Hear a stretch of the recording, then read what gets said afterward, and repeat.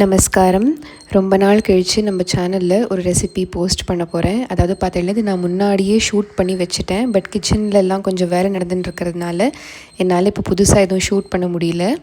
So இன்றைக்கி நம்ம என்ன பார்க்க போகிறோம் அப்படின்னா, பச்சை வெந்தயத்தை வச்சு ஒரு தயிர் பச்சடி, அதாவது ஒரு தம்புளி எப்படி பண்ணுறது அப்படிங்கிறத பார்க்க போகிறோம். முதல்ல ஒரு ஸ்பூன் அளவுக்கு எண்ணெய் சேர்த்துட்டுருக்கேன். அதில் அரை ஸ்பூன் மிளகு, 1.25 ஸ்பூன் அளவுக்கு ஜீரகம் சேர்த்துட்டுருக்கேன். இதை கொஞ்சம் நன்னா இந்த எண்ணெயில் ரோஸ்ட் பண்ணிக்கலாம். ஒரே ஒரு கீத்து கருவேப்பிலை சேர்த்துட்டு ஒரு 4 பச்சை மிளகா சேர்த்துட்டுருக்கேன். இது பார்த்தீங்கன்னா ஆற்றுலேயே வந்த பச்சை மிளகா, அதனால் 4 சேர்த்துட்டுருக்கேன். கடையில் வாங்கினதாக இருந்தால் 1 2 போகும். ஸோ இப்போ இது எல்லாத்தையும் கொஞ்சம் நன்னா வறுத்துக்கலாம். வறுத்துனதுக்கப்புறமா இது ஆறினதும் ஒரு மிக்சர் ஜாரில் இதை சேர்த்துக்கலாம். இதோட ஒரு சின்ன கப் அளவுக்கு தேங்காய் சேர்த்துட்டுருக்கேன்.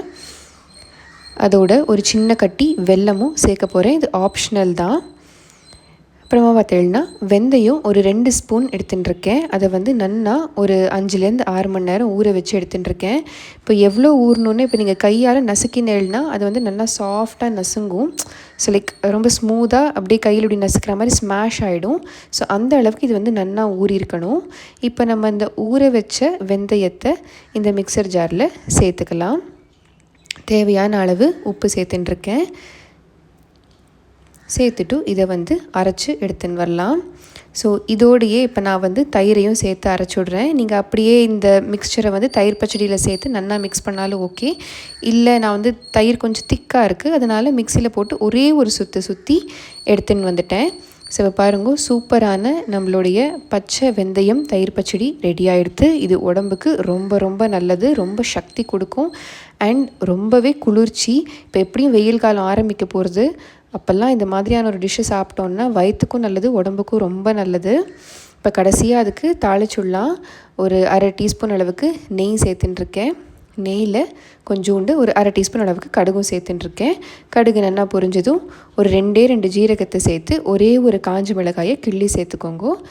ஸோ இப்போ இந்த தாளிப்பை நம்ம இந்த தயிர் பச்சடி மேலே கொட்டி ஒரு தடவை நல்லா கலந்து விட்டுக்கலாம். இதை நீங்கள் சாதத்தோடு சாப்பிட்லாம், சப்பாத்தி தோசை எதோட வேணாலும் சாப்பிட்லாம். பட் சுட சுட சாதத்தில் நெய் குத்தி பிசைஞ்சு சாப்பிட்டா ரொம்ப சூப்பராக இருக்கும். கண்டிப்பாக நீங்களும் ஆற்றுல ட்ரை பண்ணி பாருங்க. இந்த மாதிரி பச்சை வெந்தயத்தை யூஸ் பண்ணி நம்ம எதுவும் பண்ணுறது கிடையாது. அண்ட் கண்டிப்பாக கசக்காது, பயப்பட வேண்டாம். பச்சையாக அப்படியே வெந்தயத்தை போட்டிருக்கோமே என்னமா இருக்கும் அப்படின்னு நீங்கள் நினைக்க வேண்டாம். கண்டிப்பாக நல்லா இருக்கும். ஒரே ஒரு வாட்டி நீங்களும் ட்ரை பண்ணி பாருங்கள். இதெல்லாம் ரொம்ப பாரம்பரியமான டிஷ். இதெல்லாம் யாருமே இப்போல்லாம் பண்ணுறதே கிடையாது. நீங்கள் ஒரு வாட்டி ட்ரை பண்ணி பார்த்துட்டேன்னா கண்டிப்பாக உங்களுக்கு எப்படி இருக்கும் அப்படிங்கிறது தெரிஞ்சு போயிடும். அண்ட் தேங்க்ஸ் ஃபார் வாட்சிங்.